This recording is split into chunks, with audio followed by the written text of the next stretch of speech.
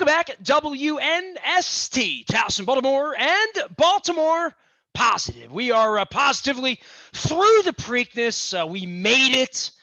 Maybe next year people will go. Maybe next year they'll let me go. Maybe next year friends of mine will go.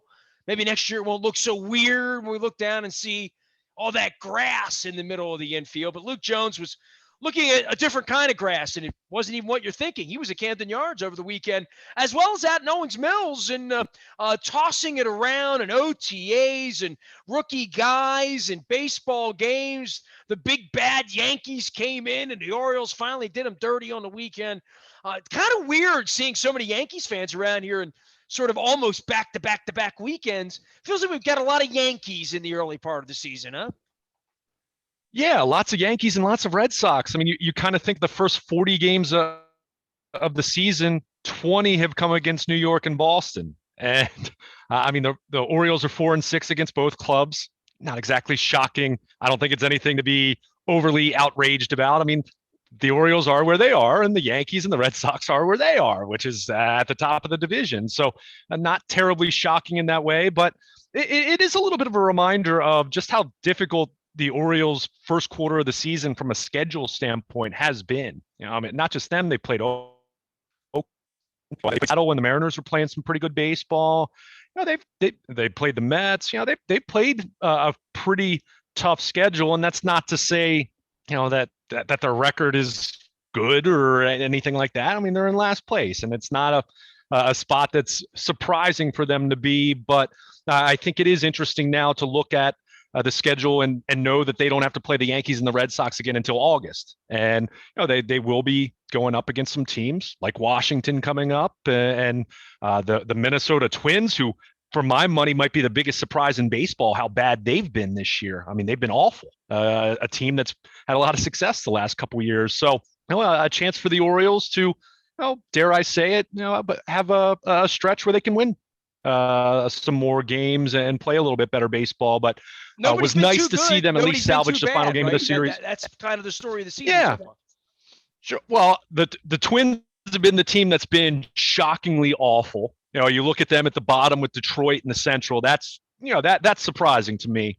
But to your point, yeah, I mean, I think on the heels of what happened last year with the pandemic and 60 game schedule and not knowing what impact that would have on pitching, and you know, we've seen injuries, we've seen Tommy John surgery for some recognizable names around baseball. You know, I can't say I'm shocked overall that we haven't seen a team necessarily run away with it. Although certainly you can look at someone like Boston playing better than people anticipated the Red Sox. So you know, you have some surprises here and there, but you know, to your point, I think it's shaping up that you'll have some good division races. But with the Orioles, we know, of course, you know, the standings aren't where their focus is right now from a big picture standpoint. It's trying to develop young players, and the minor leagues season is underway now. But on Sunday, it was nice to see Bruce Zimmerman, just recalled, working kind of not even long relief, kind of that bulk outing. I think that's kind of the new term that you're hearing when a pitcher of length follows an opener. They had Plutko start the game, didn't go well, 4 runs in the first inning, and you're thinking, well, this is going to be a long afternoon of baseball. But Bruce Zimmerman comes in and pitches really well, gave the Orioles a chance, and the bats came alive. So a nice win on Sunday to salvage what was a disappointing but not exactly shocking weekend of baseball against the Yankees. Yeah, when I look at it in totality, and you'd say, well, all right, close game, you lose on Friday, fine. Saturday, you know, it's 5-0, it's 8-0. It is what it is. I kind of thought that's what this would look like. You know, you win a close one, you lose a close one, and you get blown out. That's sort of what 70-win baseball looked like. I don't know if that's what it's going to be here. I don't know. There's a little part of me for them that feels like I am almost on the more optimistic side of this to say, like, they haven't been nearly as bad as they could have been or should have been or might be given the circumstances. So for that, and again, I don't know if they're going to trade Mancini or Means or any, I mean, all of these guys are bait, let's be honest. If somebody needs something in a pennant race and is willing to overpay, this is the team you would call. So I don't know what the last 60 games of their schedule would look like, or what version of the team is going to be on the field and who would stay healthy. But as they are trending, this guy Hyde's doing a decent job. Guys are playing okay for what their level of investment, for what they paid for and what they're getting. It's been an over deliver situation if you've been watching it every game. Yeah, it's funny. I was actually just talking to my best friend who's a big baseball fan. We were actually talking about this series and kind of where they've been, through the first 40 games of the season. And you just kind of said it. You summed up how I feel in a lot of ways, that you kind of look at the sum of the parts, and clearly they've scuffled after Means throwing the no-hitter, but you play the Red Sox, you play the Yankees and the Mets, who are playing good baseball. It's not shocking. Certainly you don't want to be losing 7 of 8 and having those kinds of stretches, but you know that they're going to have some of that. I mean, it's the reality of a 90, 95, 100 loss team, where wherever it ultimately falls. But you look for the bright spots. I mean, Friday night, Dean Kramer pitched okay. Against the Yankees, I thought that was a competitive outing. They clearly protected him third time through the order. Pitch count, you thought he probably could go a little bit longer, but him facing the heart of the Yankees order a third time, you're asking for trouble. By the way, I got to say something about the Friday night. I actually watched that game at a bar. There you go. I was at That's the awesome. Chaucer, a little, open air, second floor. I was over on the Highland Avenue with my boy Brian and my friend Brittany, who's selling beer, slinging beer. So and we're getting ready for this crab cake tour. So I had a snowball, I had beer, I had like lettuce wraps, and I looked up and the dude pitching. I said, I like him because he's got hair like me. So, that's how I remember it was Kramer on Friday night. I looked up there and I saw that big hair blob, and I thought, all right, man, dude looks like my hair. Maybe what's old is new again. Maybe I need to get Brad Pennington back on the show. It's funny. You just mentioned the fact that you were watching a game in an establishment. First of all, I mean, when you think about where we at a bar, yeah, but it's funny when you introduced our conversation, you mentioned Preakness, you mentioned the Orioles, you mentioned rookie camp. Dare I say, that really sounds normal, right? I mean, last year Preakness was in early October. There were no OTAs. The Orioles, no one was playing baseball at this point. Yeah, for mid-May, it's feeling more normal, and that's great, right? I mean, let's celebrate that a little bit too. It's been a while. Yeah, it has 14 days when they lied to us last year. You're right. But I think, going back to what I was saying, Kramer, pitched pretty well Friday night. I mentioned Zimmerman pitching really well on Sunday, and that's what you want to see. I mean, these guys, both of them, they've taken some of their lumps this year. I mean, it's been a struggle. We've talked a lot about, Ryan Mountcastle scuffling. He drives in 4 runs on Sunday. You're looking for those individual success stories, and that's where, as much as, you don't want to be in that 47 and 115 territory they were in a few years ago, although that netted him Adley Rutschman, and we've seen Rutschman lighten it up at Double A. Part of that in this case would be they could easily go 8-22. Oh, sure. September, because they bust the team up, and they won't care if they do that. They'll like if they do that, if they get the 3rd pick instead of the 6th pick. I mean, all of that's baked into this, and you know that, and I know that, and it's sort of the unwritten part of this when you're not really trying. So I don't know, measuring them, it's weird to measure them, right? Because you do look at them and say, they haven't, it's like the major league thing. They're out, squirting the grass. They don't suck as bad as I thought, so far, which is good, but it's still not good baseball. Right, sure. I don't know what bell curve we're measuring this on. That's the weird part of all of this, right? Well, but that's also where you have to understand the objectives of the organization. I mean, right now it's about those individual success stories or lack thereof. Ryan Mountcastle drives in 4 on Sunday. Great. Now you want to see him start sustaining it. He was swinging the bat better for a while, and then he went into another little tailspin. I mean, you mentioned that potentially the trade deadline, and I mean, are there a couple names? Sure. I mean, and we don't need to belabor that point. We'll have plenty of time to talk about it. But, the guys like Mountcastle, guys like Zimmerman, guys like Kramer, Keegan Aiken, even though statistically the final line on Saturday wasn't great, but, he, 3 scoreless innings, his first 3. Those are the kind of guys that have a chance to be around. Those are the kinds of guys that have a chance to be part of whatever this ultimately becomes 2, 3, 4 years from now. Hopefully not longer than that. But that's where you're kind of looking. And I've said you come up with your objective for why you're watching, because there are going to be plenty of nights and plenty of stretches where it's ugly, and you still have lots of placeholders on this roster, and guys. You look at second base. It's been a disaster. That's Rio Ruiz, not the answer there. We saw Arrieta get sent down. Scope back when they had a chance. Well, Jonathan Scope's bounced around, which is kind of interesting to kind of see how teams have valued or not valued him. But you look for those individual stories, and that's why I think it's been so uplifting that the minor league season is underway, right? After losing all of 2020 in that regard, in some ways it was hard not to feel like the rebuild was almost had to be put on hold, because Adley Rutschman wasn't playing in real games, and DL Hall wasn't playing in real games. So catch me up on this. Give me a little Rutschman update.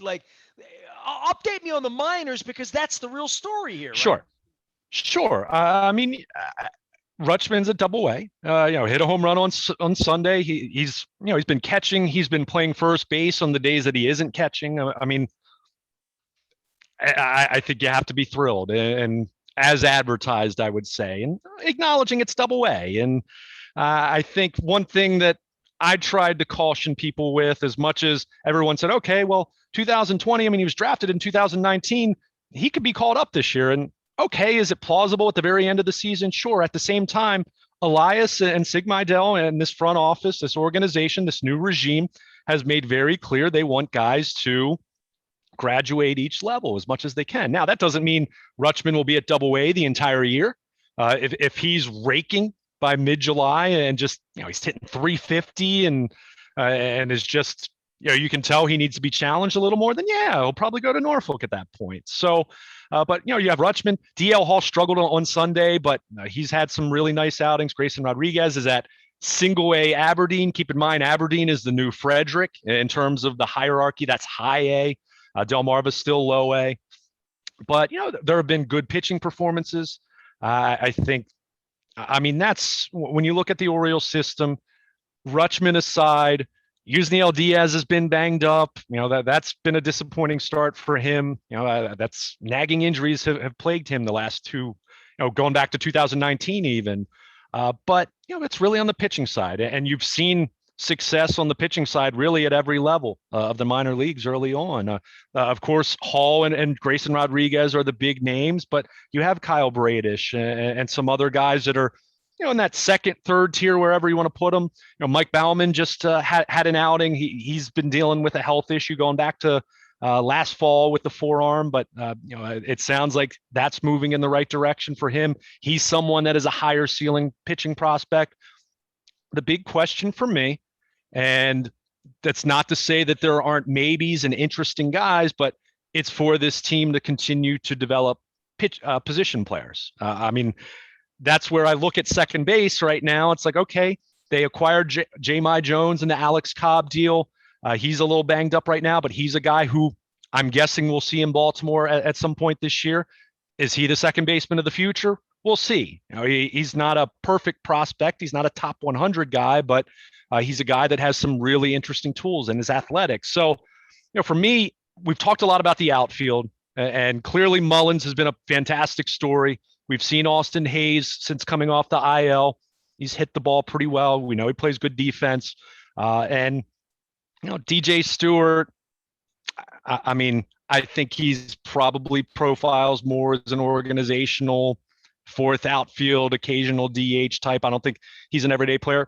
Santander's been hurt, although he just started a rehab assignment. So, but we know the outfield has options, and that's not even talking about Diaz. That's not even talking about Heston Kjerstad. To me, the big question is the infield. From a long-term standpoint, Gunnar Henderson, who was an early pick a couple years ago, high school shortstop, he started out really well at Delmarva, so that's been good to see.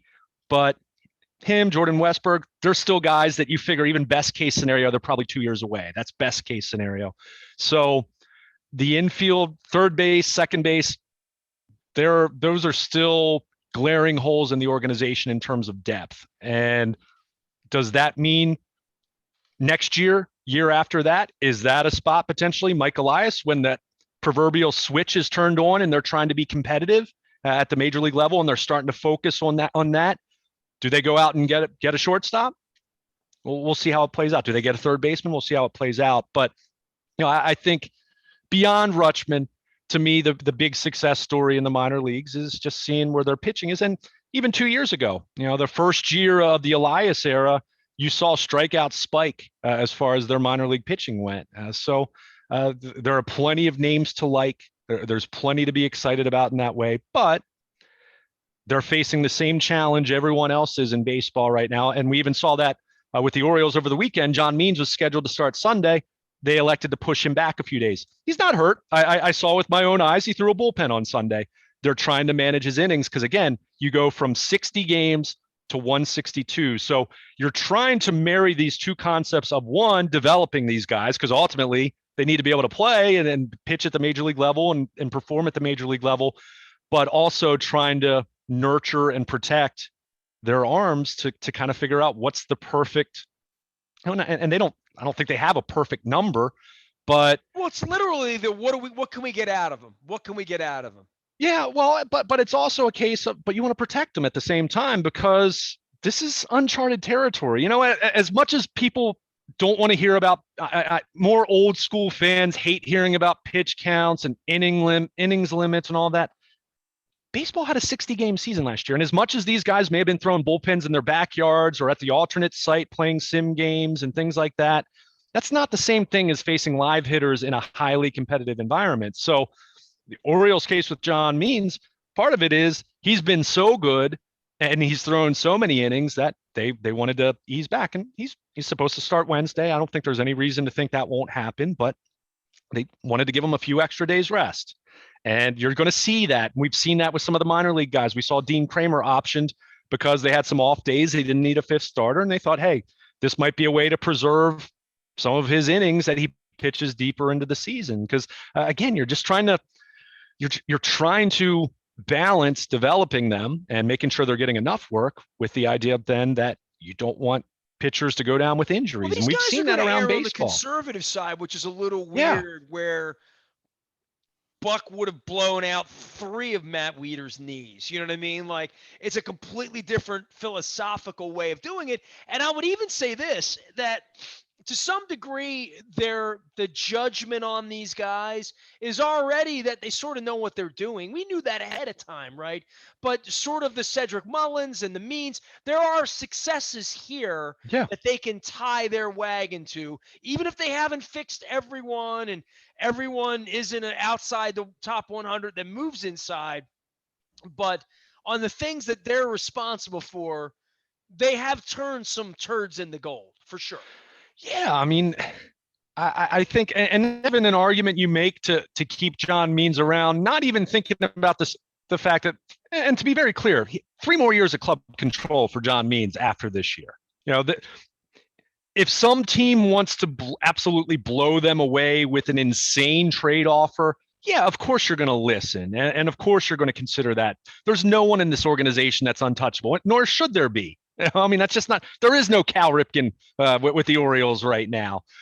But, you kind of look at this, John Means to me is a great example for these other pitchers to emulate, to strive toward. I mean, a guy who, was kind of, you look at where he was 3 years ago, he was kind of on the fringe of their top 30 prospect list.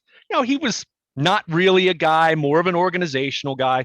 And we know he went to work, in the off season, he, went to a performance center, worked on the changeup, met the new regime, Chris Holt, who's the Orioles pitching coach now. Really, they talked a lot about him developing his changeup, and the changeup is his money pitch now. But it isn't just that. It's not the John Means of 2 years ago. And, he was, a rookie of the year candidate and he made the all-star team and all that. He's gotten better since then, so you see him continue to grow. And you and I talked about this a lot when they first hired Elias and Meidel. We talked about Astro Ball and that the concept of a growth mindset. John Means more and more is looking like the Orioles version of Dallas Keuchel. Dallas Keuchel was already in the Astros organization. He was not a terribly impressive pitcher from a physical standpoint. His numbers didn't blow you away. His first couple years in Astro Ball, kind of right. Right. But he was the kind of guy who took new information. Whether you're talking about analytics, whether you're talking about technology. The high-speed cameras, all the different things that they use in terms of making player development more scientific. And he blossomed into a Cy Young Award winner. And, it's interesting, and I even use this comparison as I was writing about this at BaltimorePositive.com about that big picture question of, will John Means be around when the Orioles win again? And again, 3 years of club control left. This is not a guy who the clock is ticking just yet. He'll just be heading into his first arbitration season this off season. But you kind of look at where Keuchel was. He really blossomed in 2014. The Astros were still a 90-plus loss club that year. And you can actually go back and see articles that speculated that Jeff Luhnow was considering trading him at the deadline, in the same way that you'll at least hear chatter about the Orioles, whether it's this All-Star, this trade deadline. How many rejected guys the Orioles dealt at the deadline at various points? How many guys that Jake Arrieta types that they just, the Brad Bergeson types that just hung around for a while and it never really happened here, right? I mean, Keuchel easily could have been that guy. John Means maybe could have been that guy, right? Well, I think for in both of those cases, those were guys that weren't really highly touted. You mentioned Jake Arrieta. Jake Arrieta was well known around the league as far as his talent, his potential. These are guys who people didn't really view as having that much talent, that much potential, and they worked and they got better. And it speaks to that growth mindset. It speaks to becoming better and seeking out improvement. It's one thing to just listen to a coach give you some tips and you kind of go about your work and you just have your routine. And John Means wasn't going to settle for being a long man out of the bullpen, and you see how far he's come in a few years.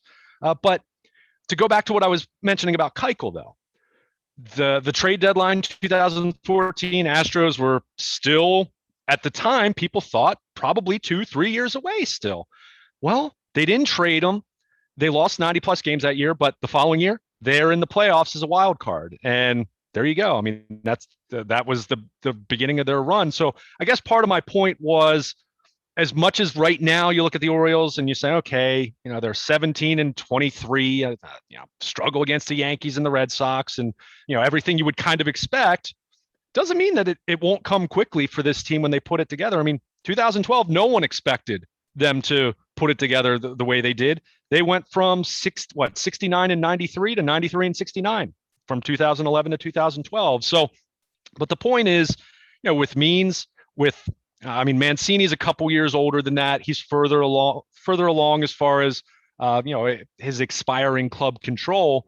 But you look at these guys, I think there's still plenty of value even keeping them around, even just to be examples. If John Means can make himself into an all-star caliber Cy Young Award candidate kind of pitcher, which is what he has been in 2021, then Dean Kramer and Keegan Aiken and Mike Bauman and Zach Lowther and go down the DL Hall and Grayson Rodriguez, who have a higher ceiling than anyone in this organization on the pitching side.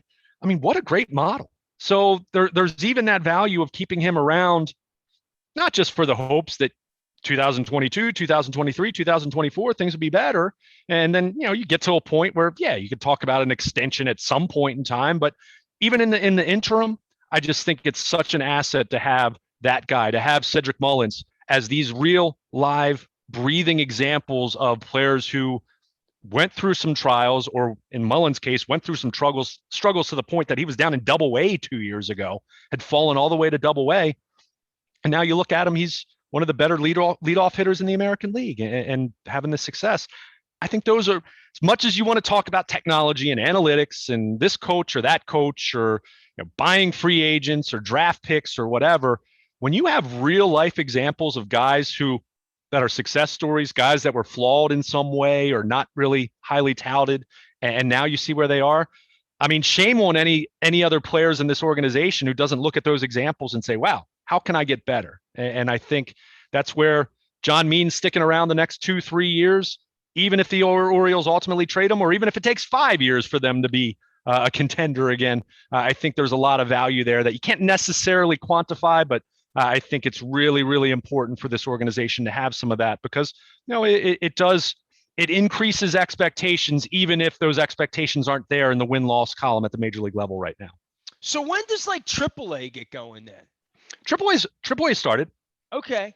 Yeah. They all started. They're about 2 weeks in now. Yeah, okay, it was early May. Everything's going. That's going to go. But what happened to the old Aberdeen League, the June shortened league? That still exists, right? Remember, all these leagues have kind of been consolidated, right? Yeah, I mean, it's all kind of geographic now. Like the Eastern League, technically the International League no longer exists. You know, it's AAA and they go by region of, parts of the country. So it's strange in that way, but yeah, they're all playing. I mean, Frederick is now the college draft league or whatever it is, which, they're not affiliated. Unfortunate, of course. And, we've talked a lot about minor league baseball, but yeah, I mean, AAA Norfolk, AA Bowie, it's high A Aberdeen now and still low A Delmarva, but those are the four major affiliate minor leagues. And, of course they'll have the Gulf Coast, they'll have the Dominican Summer League, those will get going a little bit later on, but yeah, they're underway and lots of good things happening at the minor league level. Even if there've been a couple disappointments, with Diaz being banged up and some things of that nature. Well, we'll be watching. We got football on our brain. Horse racing was on our brain. I don't know, pretty soon we'll have, other summer pursuits here of all kinds, including our crab cake eating tour. Started at Fadley's. I got my Fadley's shirt. I'm working on shirts from all of our sponsors here. Man, Fadley's is pretty good, Luke. Can I add, have you ever had a Fadley's crab cake or you? It's been a long time. I know I did at one point. It's been a while. Here's what we're going to do. Because you come down to the ballpark and Fadley's is 3 blocks in the other direction from where I live. You and I are going to get proper. You got your shots, right? Yeah. I'm now a week removed from being fully vaxxed, 2 weeks past my second shot. So. All right, bro. We're going to have to find a date on the Orioles schedule. I was goofing around on the Norfolk Tide site looking at doctored pictures of Gary Kendall. That doesn't look like the real Gary Kendall. So I was looking at various things here. I'm figuring with the Orioles schedule, there's going to come a night. You and you should come down early, and we should old school it and go. Do you eat oysters? They're not my favorite, but I eat them. Yes. I had a long conversation with the Divine family as part of the crab cake episode. By the way, I hope everybody goes out and checks that out. John Sarbanes joined us for sort of the preamble. Then we did a whole segment where I ate the crab cake and we talked about the mustard in it and the saltines in it and what the water does to it. And then, Luke, I want to tell you why I was delayed for this segment. My wife's out of town and they're always trying to talk me into taking fish home at Fadley's, right? So so she sent me home with like porgy and all these fish like 5 weeks ago. My wife liked several of them. She liked them all actually, but we made them and they're all very different: white, flaky, slimy, fishy, flaky, mild, all the different kind of fish. So I came home, I saw a rockfish and I'm like, cut that and fillet that for me. So I brought 2 pieces of rockfish home. I made a piece of rockfish tonight that was the best piece of fish I've ever had in my life from Fadley's. Like, I don't even want to tell you what I did to it, but I dumped a little bit of this and a little bit of that, and I shook on some of this, and then I cracked on a little bit of that, and I cracked on a little bit more of this other special stuff. And it was really, really good. So I've gotten into this seafood mojo. I had the crab cake. I ate the second crab cake. Then John Sarbanes, I waved the crab cakes at him over and over and over again. He got pissed, and he's like, all right, now I want you to ship them to me because you kept threatening. I kept saying I'd ship them. So his people checked in thinking I had the crab cakes that were in the bag. I'm like, no, I have to ship them overnight. So John's not getting the crab cakes till the middle of the week. but you can have them whenever you want them. All right. So it's just it's a short fly ball from Camden Yards to Lexington Market. That sounds good to me. Sounds excellent. I found that oysters aren't just for our months. That's sort of a fallacy. Okay. It's when they're the biggest and the fattest. It was something about them being kept hot and cold 100 years ago. Go watch the interview, but you can eat oysters in May and in June and July. It doesn't need to be an R in the month. Mm-hmm. These are things you learn when you hang out with smart people. There you go. Crabs are running right now too, so it's all good. I even got my my kitty a couple of shrimp for this. So it's seafood celebration. Crab cakes were at State Fair this Friday, celebrating Catonsville. I've got a surprise up my sleeve for the Costas boys. We're also moving onward and upward. We've got Brandon Scott at Coco's. We have Barry Glassman joining us up in Harford County. I believe we're going to do that at Barrett's. At least I'm hoping to do it. John Barrett doesn't know it yet. If you see him, let him know. Also, Johnny O is going to be joining us at Pappas. And confirmation, Stuart Pittman joining us at G&M in Anne Arundel County. So we're eating crab cakes, getting ready for the 30-30 tour beginning on August 1st in Ocean City, Maryland. I'm Nestor. We are WNST.net, AM 1570. Towson, Baltimore, we never stop having wise conversations in those signature crab cakes and talking Baltimore positive.